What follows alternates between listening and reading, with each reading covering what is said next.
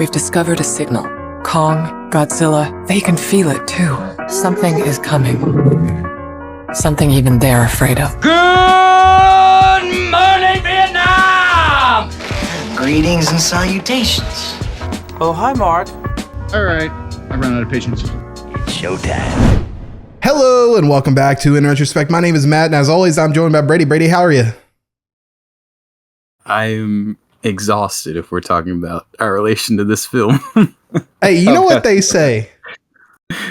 Mi casa, su podcast.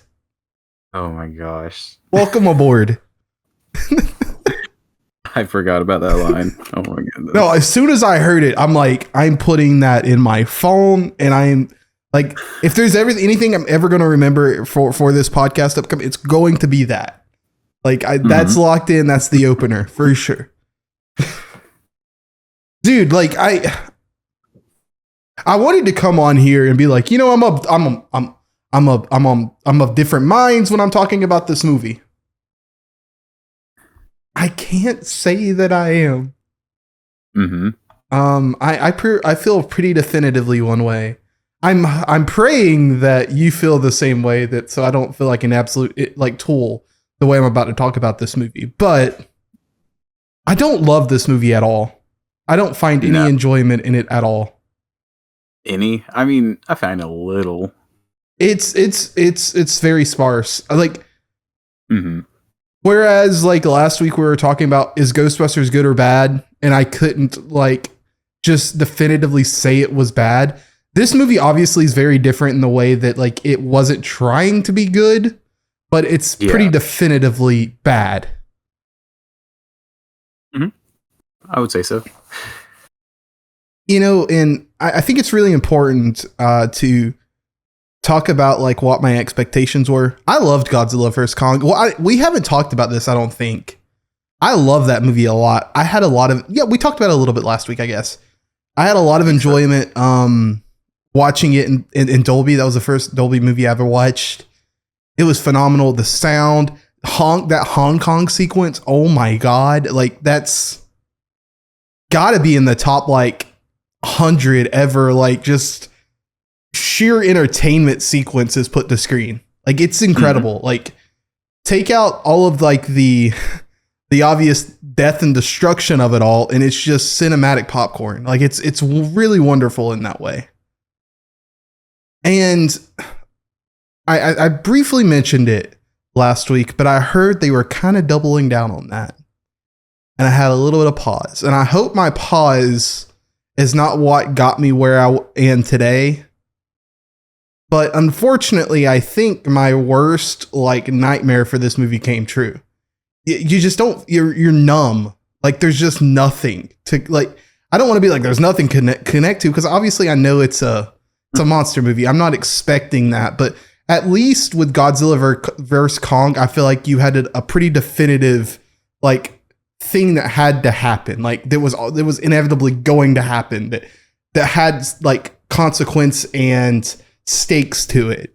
This, I don't feel like had that. Yeah. It's also weird because the last one, like, as much as I really don't care for the human plots in these movies, the last one, like, I felt like the connection between the human plot and their plot, like, there was much more connective tissue there.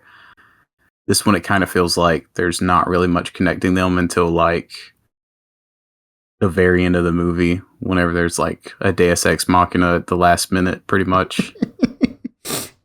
There's something there. A Deus Ex Mothra, as they say. No, you know, I couldn't help, like, so talking to a lot of people post this movie, a lot of people love this movie, and I'm happy for them, legitimately. I'm kind of jealous. But the people are talking about it from the perspective of, oh, dude, but like the excitement, the entertainment, the fighting, the monsters, the Transformers, Michael Bay, anyone? No, like there were parts where I was enjoying it, and then I was like, Man, this movie does everything I complained about Rise of the Beast doing last year, just to like an exponential amount, even. Not even just that movie. Like literally any other one that's not named Transformers.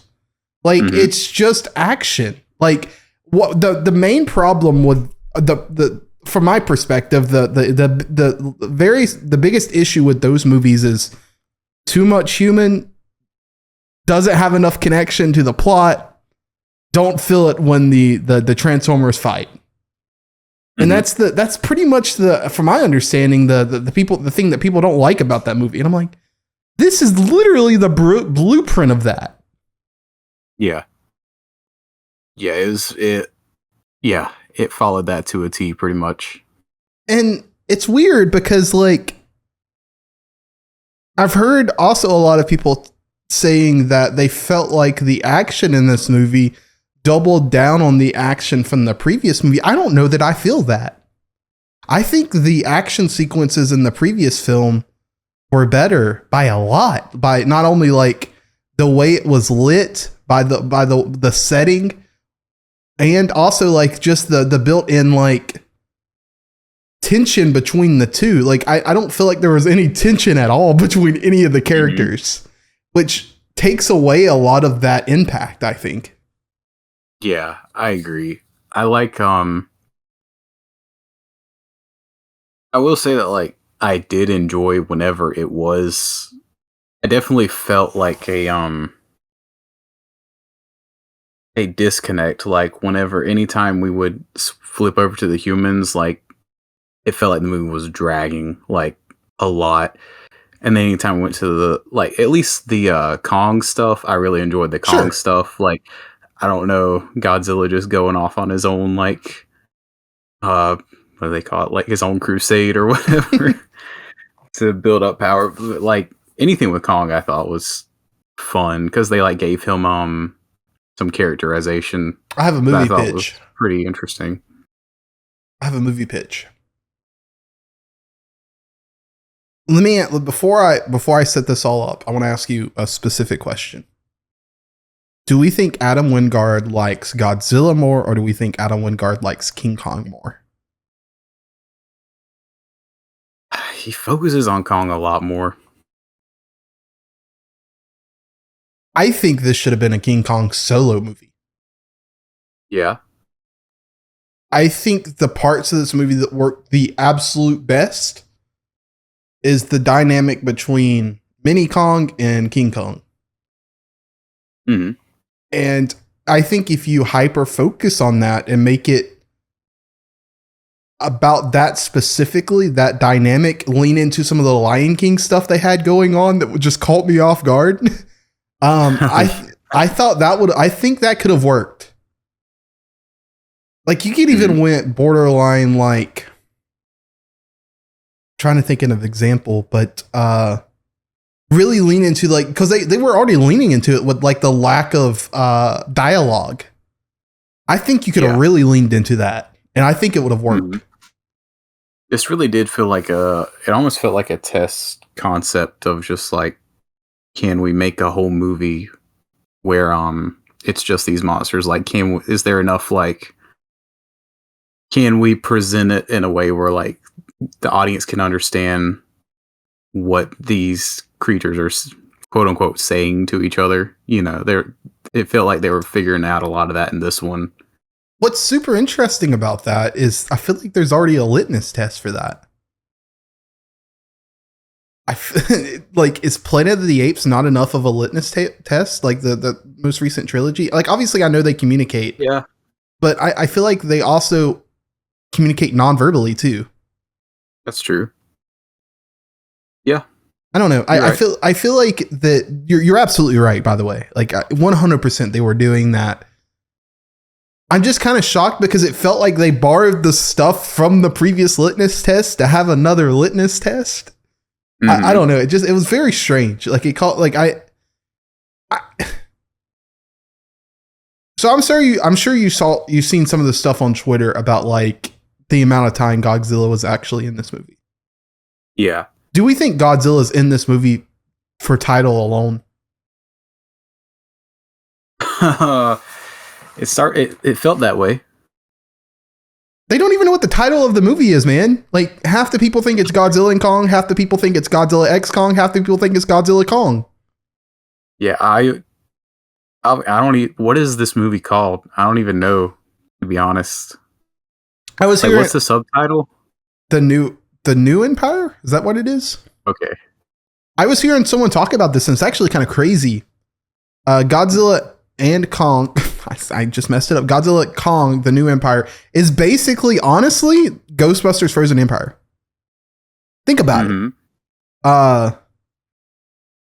The ending of the movies, there's a 5-minute like Frozen Empire. It's a demon that does it. They need a little girl to go to a different dimension. Like, dude, it's the same movie, which is kind of the little girl has a stepmother. I mean, just a mother and a stepmother. Like, it's insane. Yeah. Like, it's literally the same movie, which is crazy.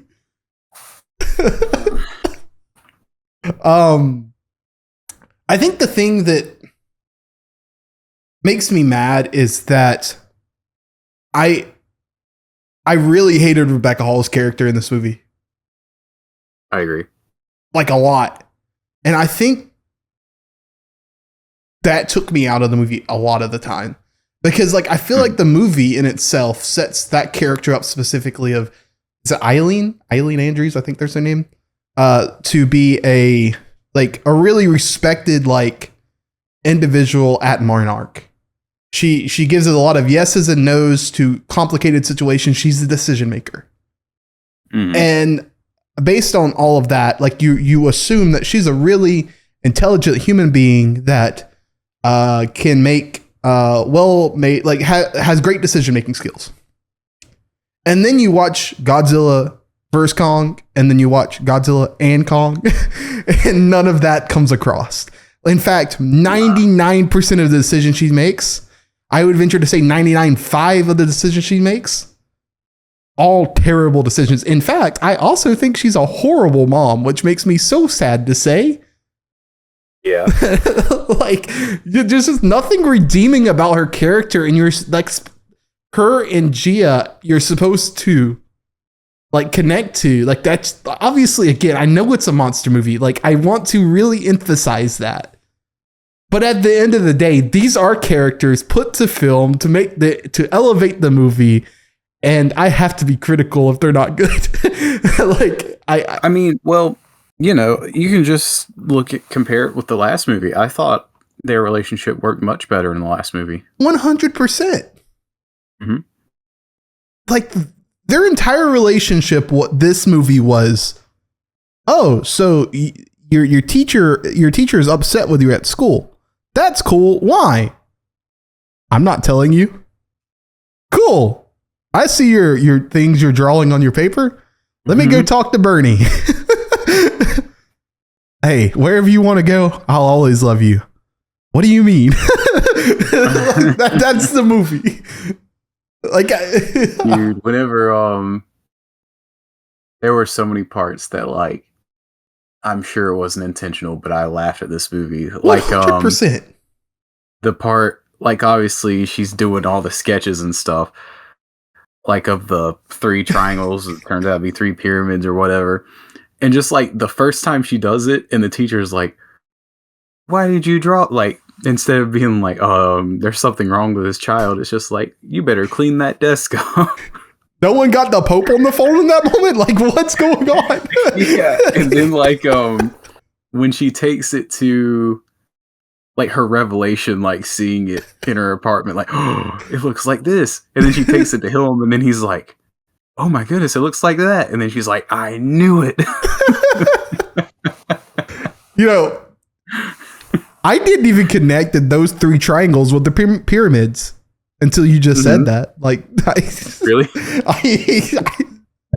Yeah, I had, like, I don't know if I was just mentally checked out of this movie or I'm just dumb. I did not connect the two. Dude, I feel it. Like, it was a struggle. It really was.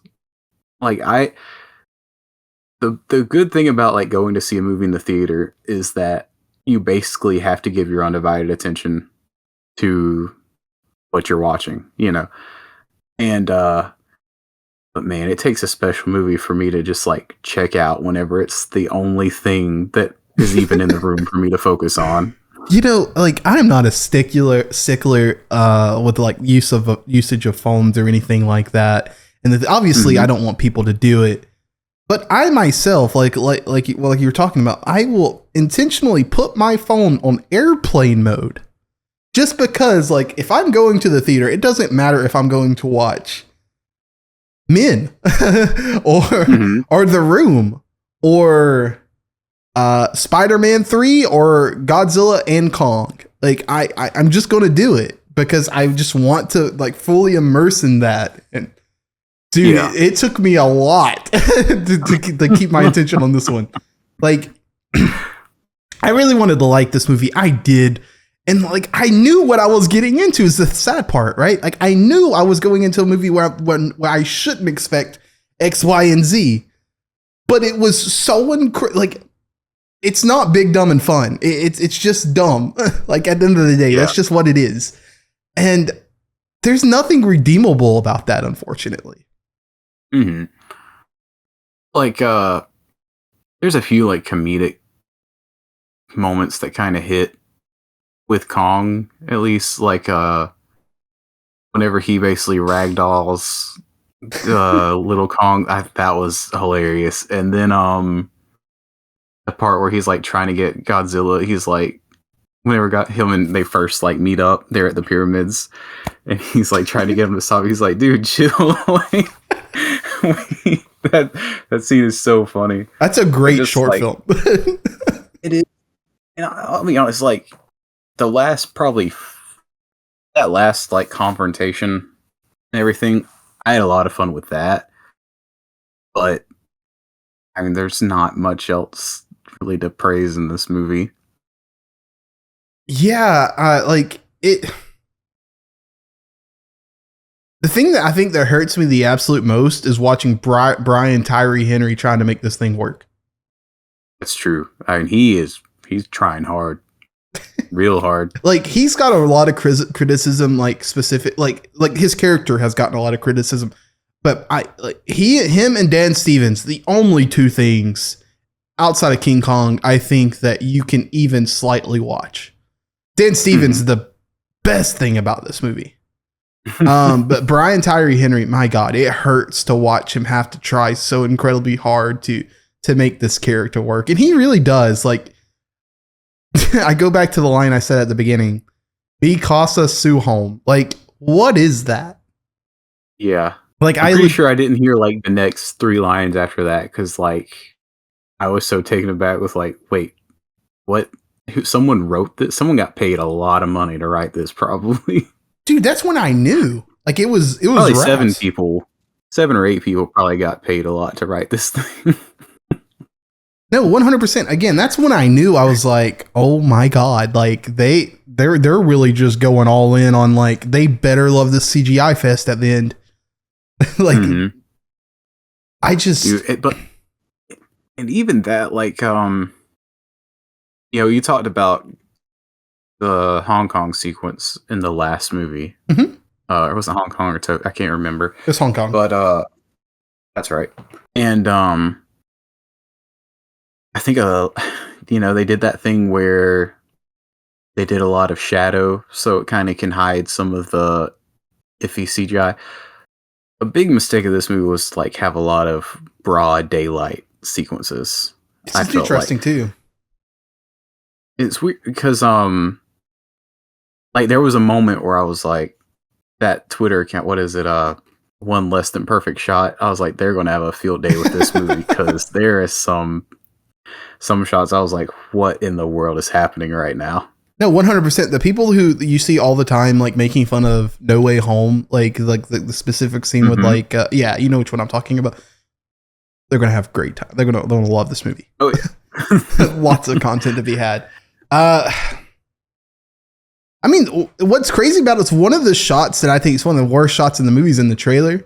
It's when like they go to whatever the name of that monkey's monkey is. Like I something Scar. King Scar. Oh, Scar I just King. called him Bad Monkey. I think it's Scar King. They loved The Lion King, man.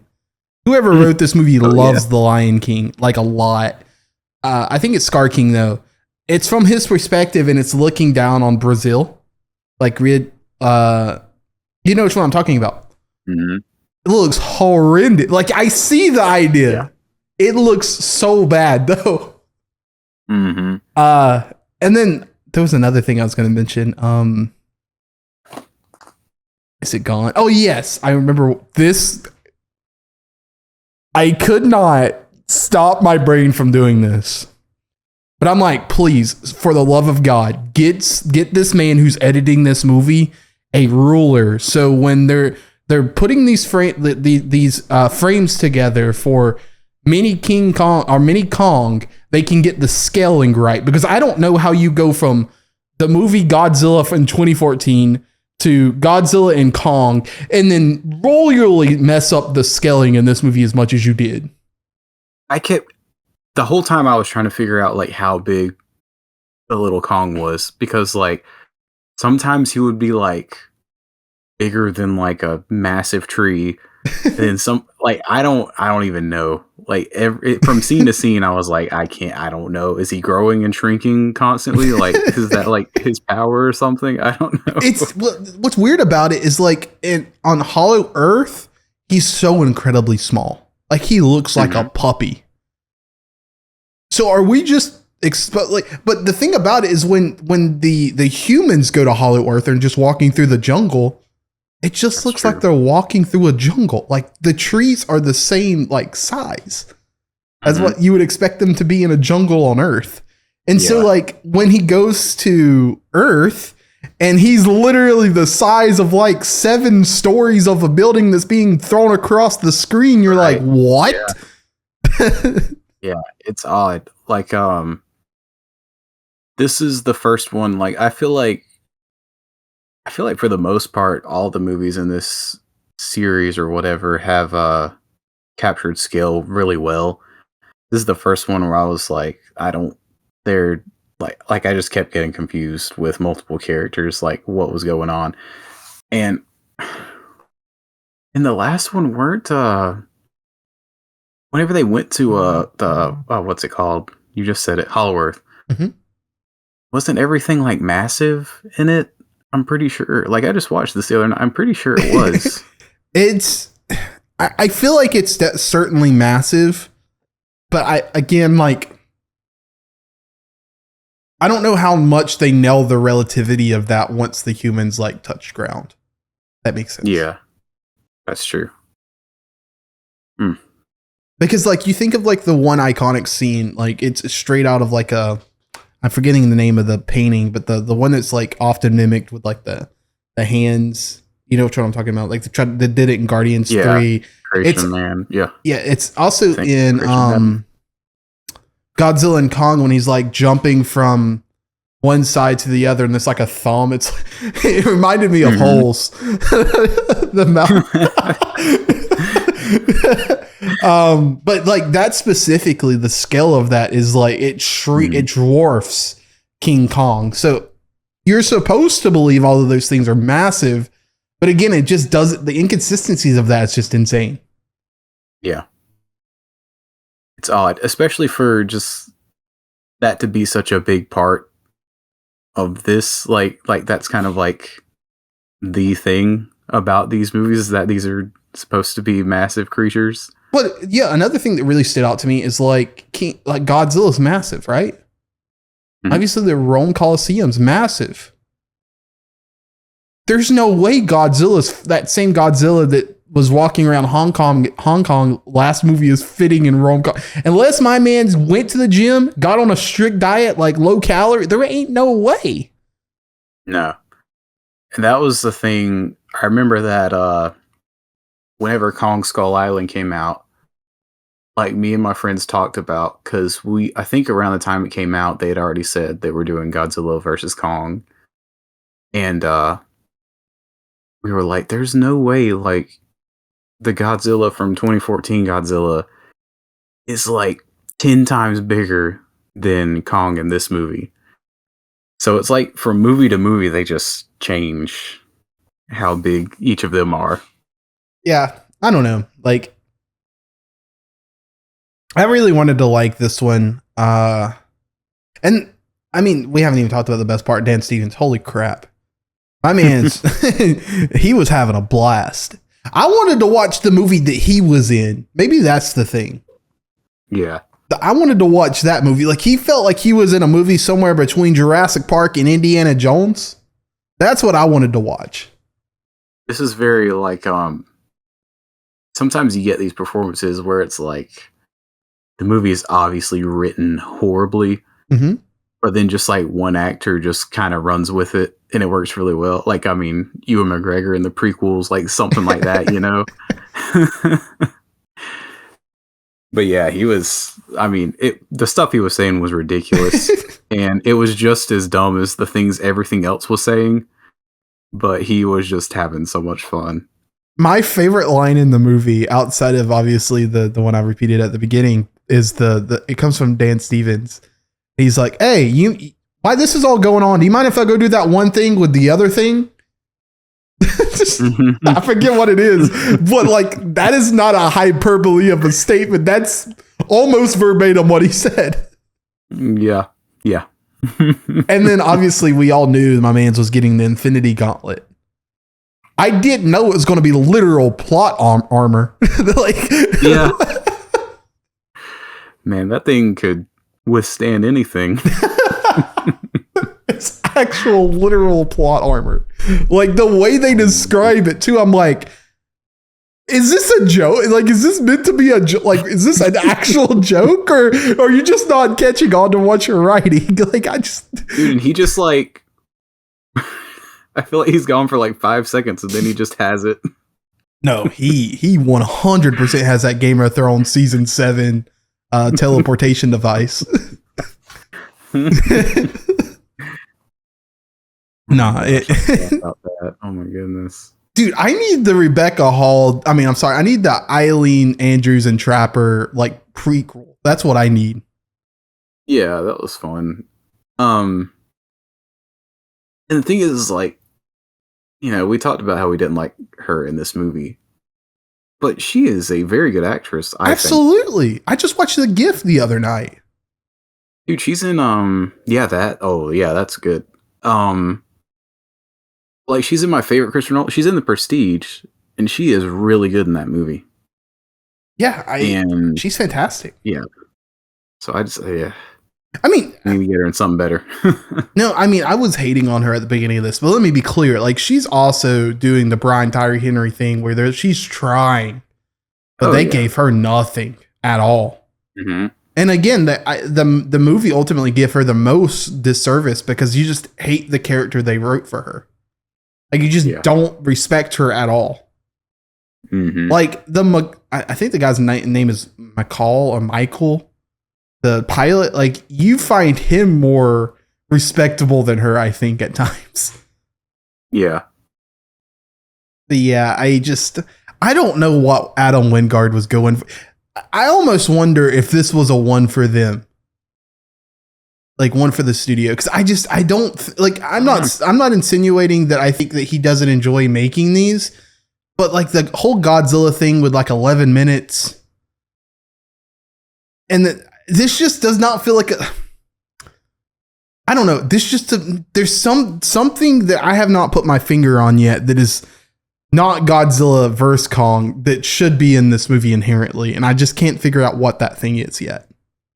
Mm-hmm. Because again, my expectations were not to go in and watch Godzilla -1. I think if you do that, like, you're setting yourself up for insane like disappointment. So I was not expecting, like, I just wanted Godzilla and Kong 2, and something's missing there. Yeah, which I don't know. The only movies I've ever seen that he's even made are the Death Note live action adaptation and Godzilla vs. Kong. Like, I know a lot of people say The Guest and You're Next are really good, but I've never seen them. I know I watched The Guest. I think I'll watch Your Next as well. But I mean, it looks like next he's just got the next one of these I mean, he's just kind of stuck in this machine right now. My man's needs to get out of there. Like, For real. maybe he doesn't. Maybe it's like a Stockholm syndrome. I don't know, but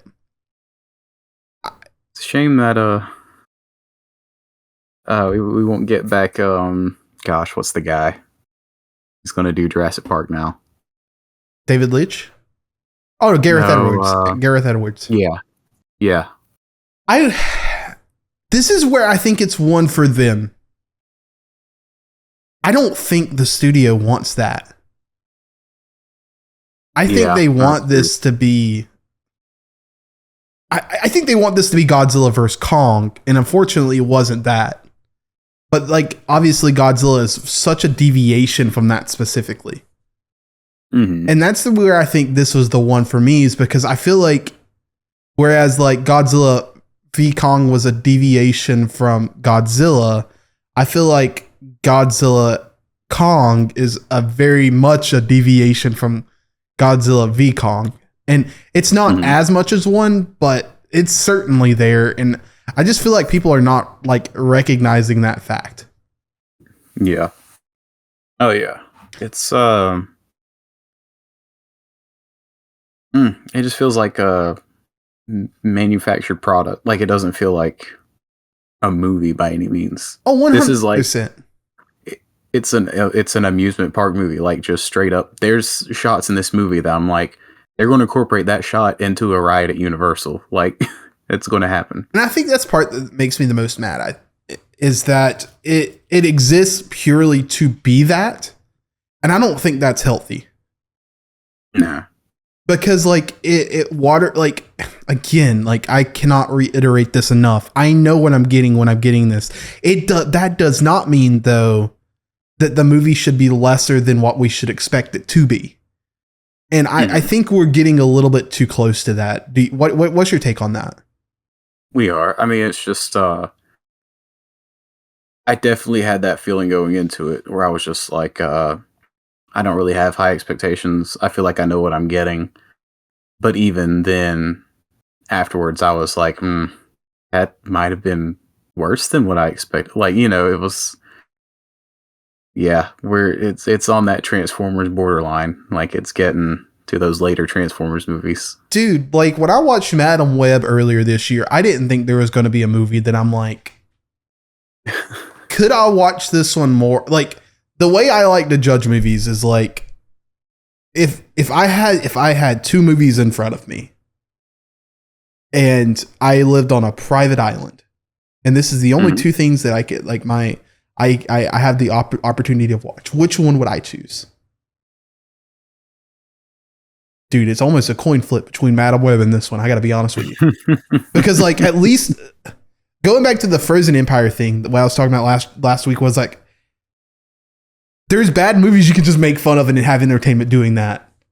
I don't know that I find entertainment making fun of this movie. Whereas like, I know 100% without shadow of a doubt, I can find entertainment making fun of Madam Web. That being said, I think Madam Web is a significantly worse movie in a lot of ways. But I think this one's a little bit closer than what people want to talk about. And the only thing saving it is again, like, the fighting. This movie made a lot of money, which I am upset about. Like, obviously, I'm happy people are going to the theaters, but I just do not want them to double down on something they've already tried to double down on. What was your crowd like? I think there was a lot of laughter in my crowd. It's hard to say. Like, I know the people that I went with, and one's a very casual goer. Me and him, like, I make fun of him very often. Like, one of the movies we went and watched one time that I just did not have a great time watching that he loved was Spies in Disguise with Will Smith and Tom Holland.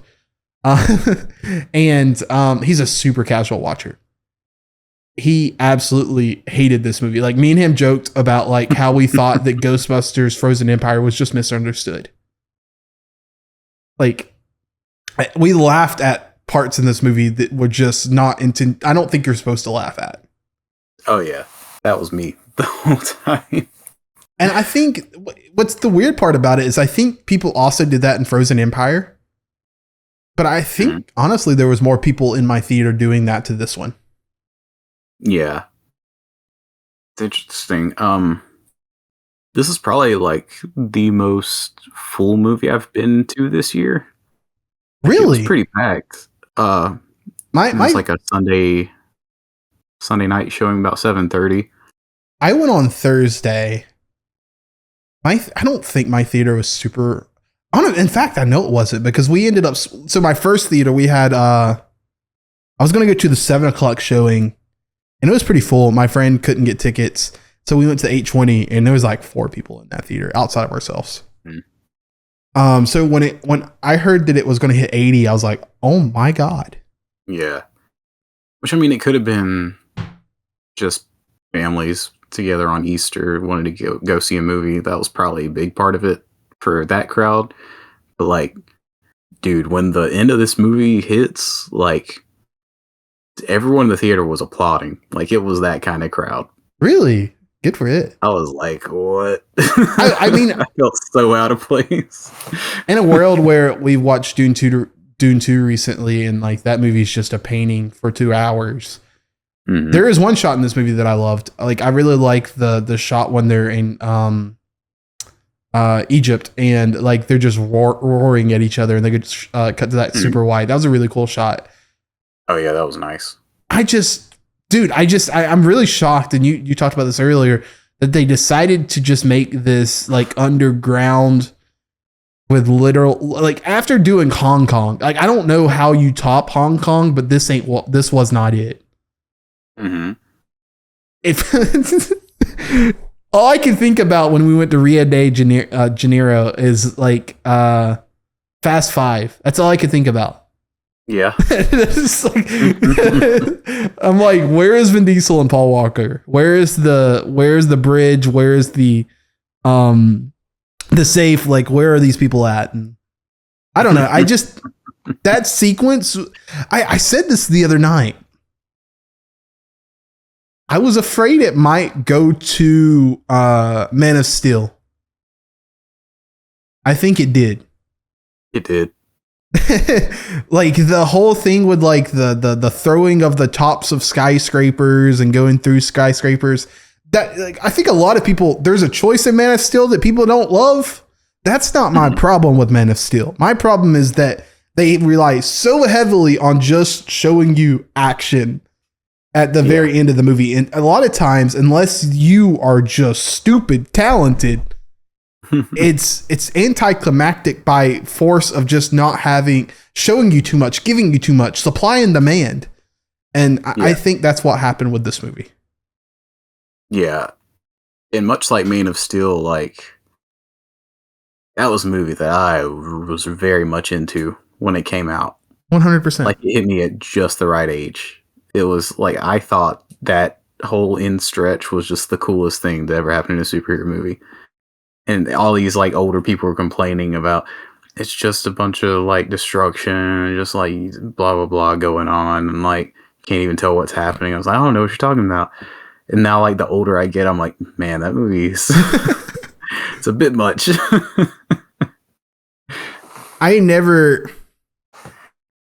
need to do an episode on Watchmen. We need to do an episode on Watchmen because I think the jury's still out on that one for me, but I have not watched a Zack Snyder movie that I like.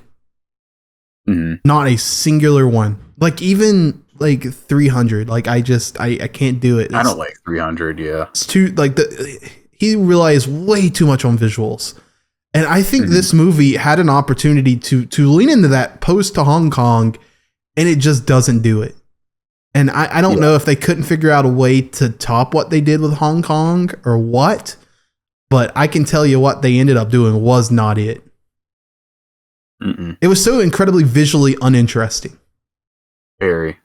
I agree. I think that's probably the most shocking thing.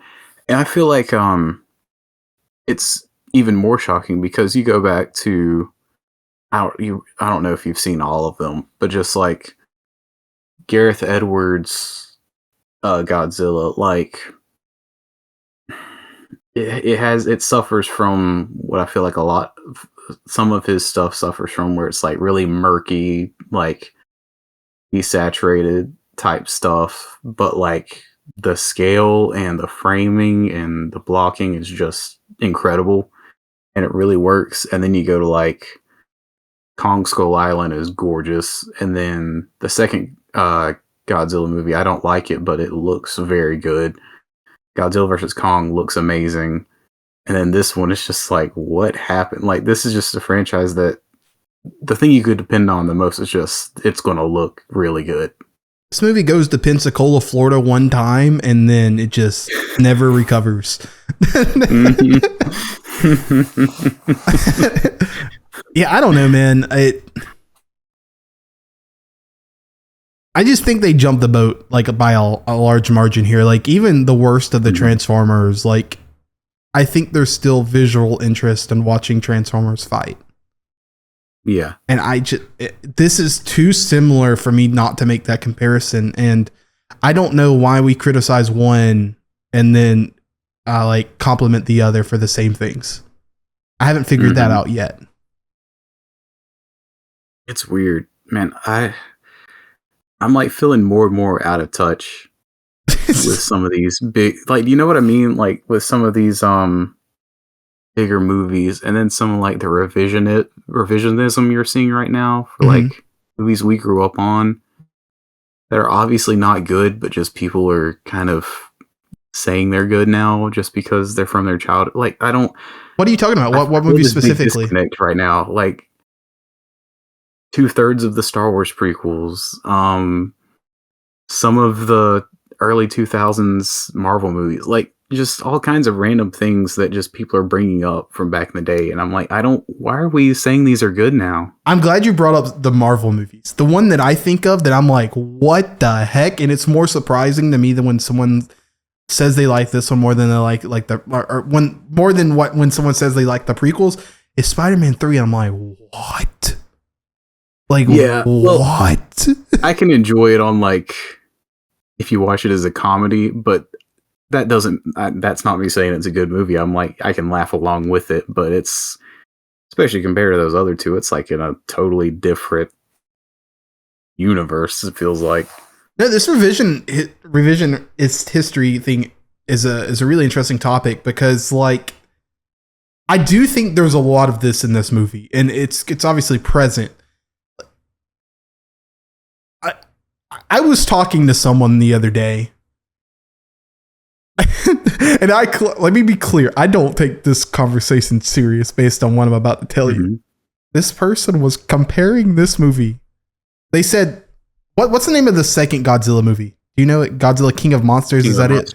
They said this movie is like just slightly better than that one, and that's the second best one in the Monsterverse. Okay. That itself was like, what? It gets better though. And by better, I mean this person's way more delusional than I expected. They go on to say if this movie Godzilla X Kong did not have the slight plot dips that it does, treated the human character, they caveated all of this, treated the human characters better than what they do and written them better. And if they extended the movie just a little bit longer and had a little extra time and developed some other things, this movie could be comparable to Godzilla -1. And I'm like, dude, I don't know what you're smoking, who the hookup is, but give me the person's number, because the world that I live in, I need something that's going to get me that high. Because like, what? That is delusion if I've ever heard it. Like there's a point where revisionist history just becomes delusion. And that's that right there. It worries me. Like, it's weird because,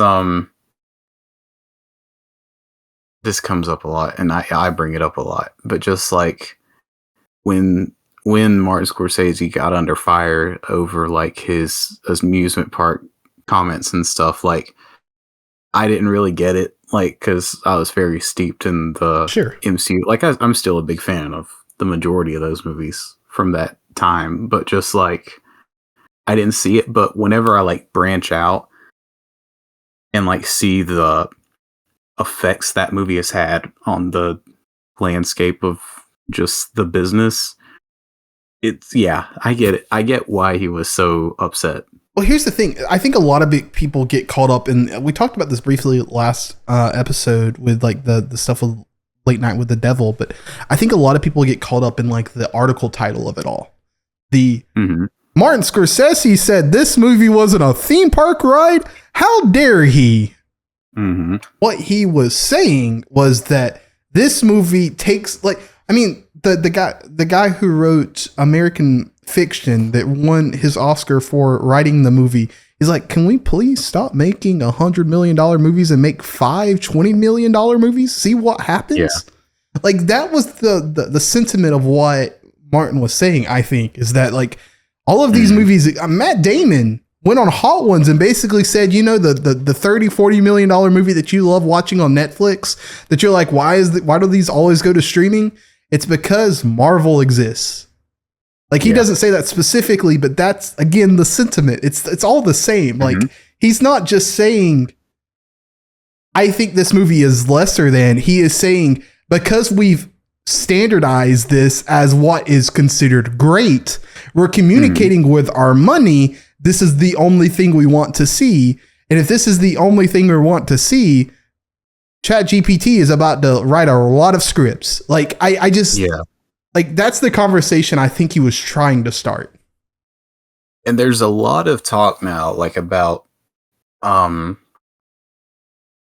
future of movies and just like this generation coming up, how like they don't really like to watch movies. You know, it's like a big thing right now. And there's a lot of fear. But there's like a lot of fear about it. And then you see the returns, like a lot of people point to the returns on like some of these really massive blockbusters. But then like, I always go back to this article from like the early to mid 2010s where it was like Spielberg and Lucas talking about like their predictions for the future of the industry. And they said there's going to be like movies are going to keep getting bigger and bigger and bigger budgets until just like there's just like one big bomb and then like they all start to bomb and they said it's going to implode a bit and then it's going to go back to like a lot more smaller movies and then maybe we get these bigger movies but like maybe we get higher ticket prices charged for some of the bigger movies. Like I can see that happening, but like I'm definitely noticing that we've seen some of this happen. Like, you know, we've seen some of these big movies just flop super hard. And I feel like for a long time, the excuse a lot of people had was like the pandemic that we went through and everything. We were removed from that, at least in terms of just people going to the movies, you know. And you're seeing the bombs still happen, but then you're seeing like smaller movies having a comeback that, you know, I feel like that's not getting talked about as much, but I feel like some of these smaller movies are doing better now. Like people are kind of craving that a bit. Yeah. And you see some of the studios like Disney has talked about how they're going to start shrinking the budgets and kind of reducing their output and focusing on quality again. Like I hope all these studios can kind of turn it around before whatever happens to the industry can happen. Yeah, I think I don't know how much the casual audience like gets that, or even like the audience that are more movie fans than they are casual, but not more casual. Like to us, I would consider more casual than they are movie fans, and that's not like negative or anything. But like, I think that to them, they see it as if a movie doesn't make $123 million opening weekend, it's a bomb. Mm-hmm. And that inherently comes from like the Marvelification. I can't even say that word of like the way that the past 10 years have been like blueprinted, but by the 33 Marvel movies that have came out and have just like really shocked the industry.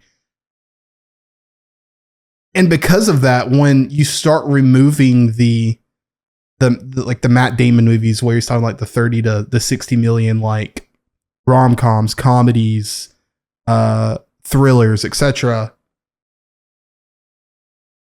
You start, I don't know how many people actually, those movies that are made are starting to become quote unquote indie movies to that audience that I'm talking about, right? Mm-hmm. And so like you get people asking, why are we not getting another Nice Guys? Like that movie was fantastic. It's because you didn't go see it. You bought it or you watched it on Netflix. Like I watched that movie twice in theaters. Like I own it. I think I also bought it on digital. I love that movie, but the reason it doesn't exist is because no one went and watched it. There's a whole other conversation, and I won't get into it because I don't want to be canceled. But there's a reason that there are movies that are not being made by people, and it's because the people that want those movies made are not going to see them because they don't know they exist. Mm-hmm. That ties into everything because, like, at the end of the day, if we're only going to watch Godzilla and Kong and giving this movie $80 million, it's just telling the algorithm this is what we want. Yeah. And I don't want this. Like, I don't want this at all. Like, because if we're just going to get, again, like this recycled script of we've got to figure out a way to make this CGI thing fight this CGI thing. And then that becomes, well, we just got to make this CGI thing fight this CGI thing. That turns into, well, let's just watch a CGI thing. Yeah. And I'm using CGI as an example because that's what this movie is. But that's the difference in my mind between Godzilla vs. Kong and Godzilla and Kong is that at the end of the day, the whole premise of Godzilla and Godzilla vs. Kong was, when you walk into that movie, they better give you something like this was the problem with Batman v Superman. I think the fight was literally Martha. Godzilla vs. Kong paid that off. Like they told you, hey, they're going to fight, and they fought, and it was epic. One actually lost. Yeah, I think with Godzilla Kong, it just exists because the other thing existed. And we told them we liked it. So they put it in the committee and they're like, how should we make this movie? And they put a movie together with the two titles, and Godzilla was in this thing for 11 minutes. And of those 11 minutes, 3 minutes was a joke about him sleeping in the Coliseum. Like, I don't know. I can't put that in more plain English language. Like, that's inherently the problem. It is. It's worrisome. It's just you're noticing a lot of just using IP name and just not really caring about doing anything with it. Just like knowing people are going to come watch it because it's got that name. Dude, I got a prime example right now. Going back to resident IMDb trailer watcher while we're recording the podcast. Right now, no, I'm watching I'm on Adam Wingard's IMDb page right now, and for some reason, it's doing the latest Magic Mike movie with what's her name? Height. Yeah, and that movie literally only exists because Magic Mike was an incredible box office thing when it came out like 10 years ago. Like that's the only reason that this movie exists. Dude, Beetlejuice. Like, what in the world? Brianna's so excited for that, but yes. I mean, I hope it's good. Don't get me wrong. I hope it's good. I really do. But Tim Burton hasn't made a good movie since 2009. I mean, I think the only reason I have slight hope for the movie is because Michael Keaton made Birdman. But then he also returned for Batman. So I don't know. I was about to say, he also made The Flash. Yeah, I have no idea what to expect with that one. Maybe, hopefully, crossing my fingers. It's just weird. I mean, gosh. And then, like, The Crow and so many things. I'm dreading the fact. I mean, I'm not dreading Beetlejuice. I'm scared of it. Not for the reasons they want me to be, but Dude, the one thing I'm like, please, for the love of God, let it be. Do not touch. Battle. Back to the Future. Like, do not touch that thing. Yeah. Let it be. Which I'm pretty sure, like, there's like an agreement with Zemeckis and the producer on that, like, as long as they live, there will never be any more Back to the Future stuff. I'm hoping. Like, I need them to just live forever. All right, let's let me die first. Think of the money they've been offered over the years. Especially the last 10 years. Man. For them to stake that out, that's pretty noble. You know, what's the weird part is I think that movie specifically inherently would probably be a movie that you could lean into and actually probably make work today. Yeah. It's like there's some things you just don't touch. I mean, I think Ghostbusters would have been one of those things. I think that gosh, there's so many. I don't know. Maybe like again, like I know that there's been movies that have been made and remade and then are better than the original, but sometimes I think you just don't take the roll of the dice. It's just not worth it. Mm-hmm. And I don't know. I'm really discouraged because like I want to be excited for like the Kingdom of the Planet of the Apes movie. Me too. And I do think it's going to be good. I do, for the record. There's the thought in the back of my mind is that are we only remaking it because it's a recognizable IP? And I think that's the antithesis of what we're talking about here. Mm-hmm. If we're doubting that thing specifically, why? It's because there is a history of it not working out because of X reason. Mm-hmm. Yeah. It's worrisome and it's becoming more and more rampant. Yeah. I don't know. You know what's weird? What's that? This is kind of a bit off. There was a point in this movie where I thought, man, they could really make a Rampage movie.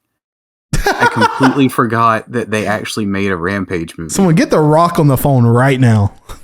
Dude, because I was like, there was like a part where it was like the gorillas. It was at the end whenever they're like fighting the city. I was like, dude, someone should make a Rampage movie. And then like a few minutes passed and I was like, wait, they did.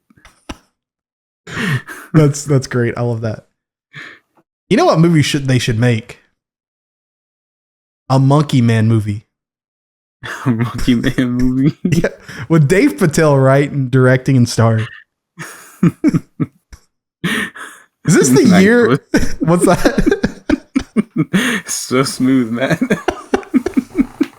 Is this the year of monkey movies? That's what dude, before this movie we had that the Planet of the Apes movie. There was something else. Godzilla and Kong. Yeah. It's crazy. It's the year of the monkey, man. It's the year of the monkey. It's the year of the monkey man. Exactly. No, man, I'm stoked for this one. Oh my gosh. Like when I first... Go ahead. I was saying, hearing good things. Yeah, when I first watched it, like everyone else, I thought, is this going to be like John Wick? I'm here for it. And then the more I've heard about it, and like, no, this is not that. And I'm like, oh my God, like, get me in there, sign me up. I think this is the first time that I have went and watched a Dave Patel lead performance. Really? I think, yeah, like I've watched him as a supporting role and other things, but I haven't watched like Slumdog Millionaire, Lion. What's that? The Green Knight. No, I Brianna loves that one. I'm not sure that one's gonna like. We own it. I don't know that one would work for me, and I just sometimes you just don't want to. It's weird. Sometimes you just don't want to taint your feeling on like things, and I just I didn't want that to do that for me for A24 and Dave Patel, so I haven't watched it. Can we talk about how Monkey Man and the First Omen have the exact same marketing material? Yeah. The poster's the exact same thing. Like, who did it first? Also, the first Omen, I don't like horror movies. We've talked about this. That teaser trailer is insane. It's good. I mean, it looks good. I like that girl. She was in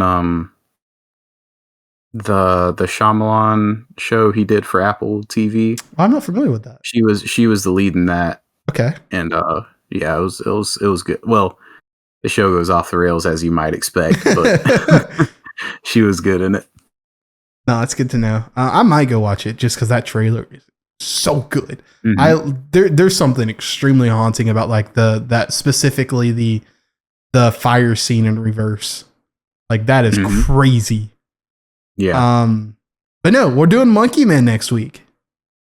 I'm stoked. I see it in 3 days. I can't wait. I also today I had no idea it was coming out this week until earlier today. I was like, I wonder what we're going to watch next weekend. I didn't think that came out till like later in the year. It came up fast. Mm-hmm. I got tickets to an early showing of Kingdom of the Planet of the Apes today. I locked in tickets for an early showing of the Fall Guy today too. Ooh, nice.